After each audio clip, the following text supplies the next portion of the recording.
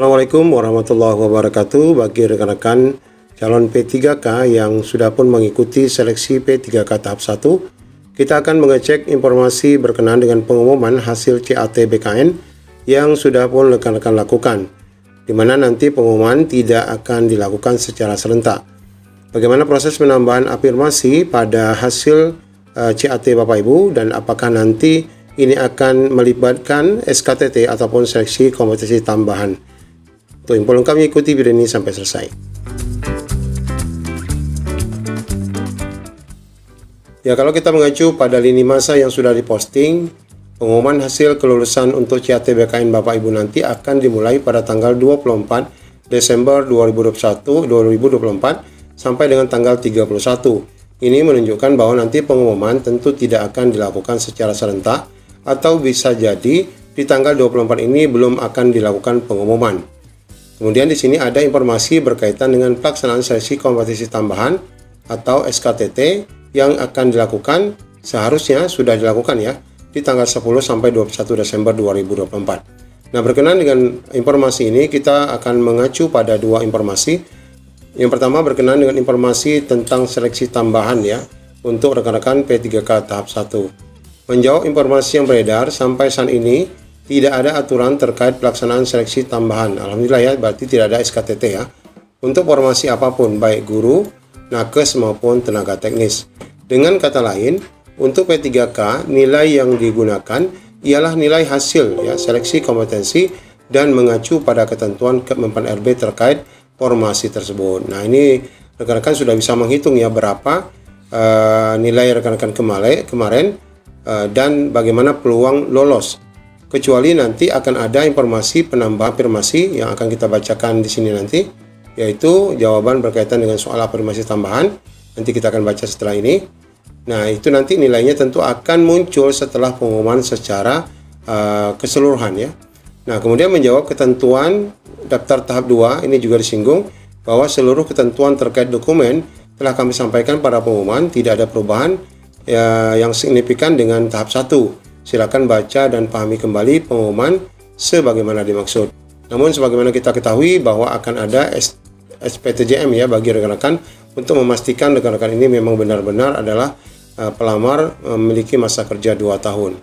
Nah, berkenaan dengan afirmasi ya, ini ada informasi afirmasi bahwa menjawab pertanyaan terkait afirmasi penambahan nilai, tidak ada ketentuan dan aturan yang mengatur terkait pemberian afirmasi penambahan nilai bagi pelamar yang mendaftar di unit kerja tempat bertugas. Nah, ini berarti pada prinsipnya kalau dia mendaftar di tempat dia sendiri, kemudian ada pelamar lain yang mendaftar di OPD dia, maka tidak ada afirmasi bahwa pelamar yang berada di dalam OPD dia akan diutamakan. Itu tidak ada.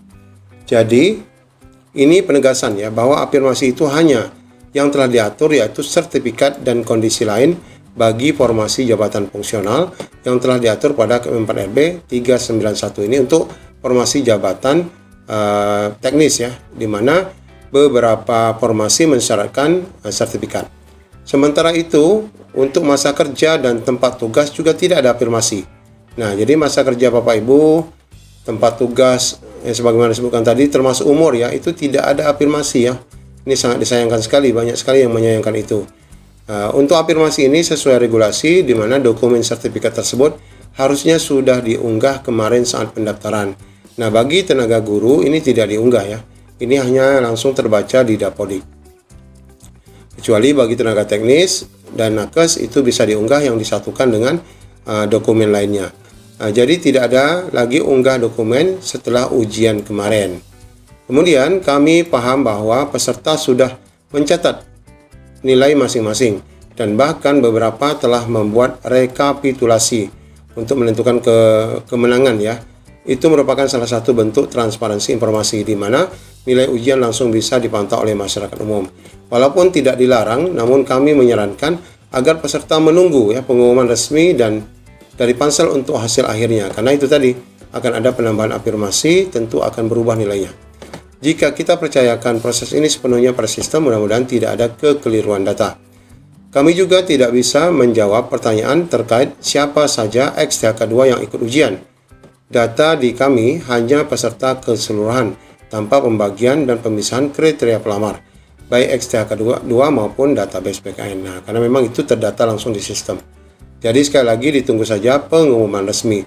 Dan yang paling penting, jangan pernah percaya pada calo atau oknum manapun yang mengatasnamakan dari Pansel. Tidak ada pungutan apapun pada setiap tahapan seleksi CASN ini. Kami juga menghimbau apabila ada peserta yang mendapatkan informasi kurang baik, terlebih terkait calo ini di pemerintah daerah berkaitan dengan sejumlah uang, maka harap melapor ya, agar segera melapor dan menginformasikan terkait kecurangan ataupun adanya calo yang jika rekan-rekan mendapati di lapangan. Nah, ini informasi terkait rencana pengumuman ya bagi rekan-rekan P3K tahap 1 khususnya yang sudah pun mendapatkan hasil ya secara CAT BKN.